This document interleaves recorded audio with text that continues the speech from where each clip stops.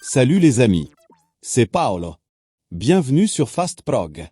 Nous allons voir ensemble le raccordement d'une paire de photocellules DXR10 BAP sur la borne CX de la ZL65 et d'une autre paire sur CY. Cette configuration vous permet d'associer un mode différent à chaque paire de photocellules, contrairement à un câblage en série. Par exemple, il vous est possible de faire en sorte que le passage devant une paire provoque la réouverture du portail pendant la fermeture en cas de passage entre celles-ci, et que le passage devant l'autre paire déclenche la refermeture du portail pendant l'ouverture en cas de passage entre ces dernières. Je vous expliquerai ensuite comment les activer sur la carte de commande ZL65. Mais si d'autres dispositifs de sécurité sont déjà branchés sur CX et CY, alors vous pourriez effectuer un branchement en série. Voici en haut à droite un lien pour le schéma de câblage en série des photocellules, si besoin. Pensez toujours à mettre hors tension votre automatisme avant toute intervention sur la carte de commande. Voici représenté en haut le bornier de la carte ZL65. Plus bas à gauche, la cellule réceptrice RX, et à droite, la cellule émettrice TX de la première paire de cellules, les deep switch 1, sur off. Plus bas encore, l'émettrice RX, et à droite, la réceptrice TX de la deuxième paire de cellules, les deep switch 1, sur on. Il est préférable de ne pas poser les RX et les TX du même côté, afin d'éviter que les émetteurs et les récepteurs des différentes paires n'interfèrent entre eux. Je n'ai pas représenté les cellules de cette manière sur le schéma, pour faciliter la compréhension du câblage. Vous n'êtes bien évidemment pas obligé d'effectuer ce câblage dans l'ordre présenté maintenant.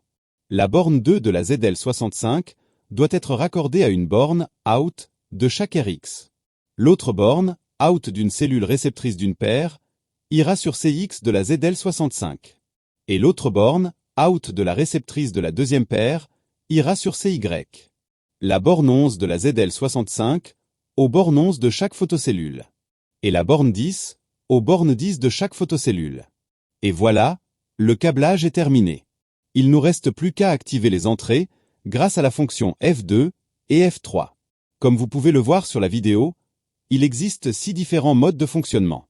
Pour l'activation de l'entrée CX, remettez l'automatisme sous tension et appuyez sur la touche entrée de la ZL65 jusqu'à voir apparaître F1.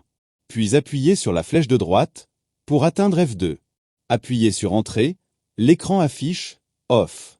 Appuyez sur la flèche de droite, l'écran affiche C1, C2, C3, etc. Sélectionnez la fonction désirée et appuyez sur Entrée, l'écran revient sur F2. Pour l'activation de l'entrée CY, appuyez sur la flèche de droite pour atteindre F3. Appuyez sur Entrée, l'écran affiche Off. Appuyez sur la flèche de droite jusqu'à la fonction désirée. Appuyez sur Entrée pour valider le choix, l'écran revient sur F3. Enfin, appuyez sur ESC, l'écran s'éteint. Si au contraire, la carte affiche un défaut de sécurité C1 ou C2 ou autre C, cela signifie qu'il y a un souci de câblage, d'alignement ou d'alimentation sur une ou les deux paires de photocellules. Afin de le déterminer, je vous conseille de désactiver l'entrée CX ou CY et d'observer sur quelle entrée se trouve le problème. Contrôlez la présence de tension entre les bornes 10 et 11, elle doit être d'environ 24 volts alternatifs, si ce n'est pas le cas, contrôlez les fusibles. Assurez-vous que rien ni personne ne se trouve entre les photocellules, que l'alignement des photocellules entre elles soit bon, et que la pile dans les cellules TX ne soit pas défectueuse et bien positionnée. Voici en vidéo la signification des voyants LED des DXR, dont celle vous permettant de vérifier l'alignement. Revérifiez à nouveau le bon câblage. En dernier recours, si après tous ces contrôles, le défaut persiste, alors le test le plus efficace consistera à débrancher les photocellules, les décrocher des piliers, de les apporter à proximité de la ZL65, de les espacer de 1 mètre l'une de l'autre, et de les raccorder avec des fils apparents uniquement.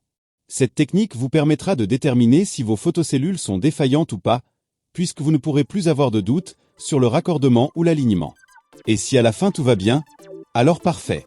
Si cette vidéo vous a permis d'être plus rapide et efficace, continuons à travailler ensemble. N'oubliez pas le pouce ou le petit commentaire, et n'hésitez pas à vous abonner, afin de découvrir le monde facile de FastProg. De nouvelles vidéos sont fréquemment ajoutées à la chaîne. Pour la programmation de vos télécommandes, d'autres dispositifs de sécurité, ou l'accès direct à la chaîne, cliquez sur le lien qui vous intéresse. Arrivederci. Alla prossima.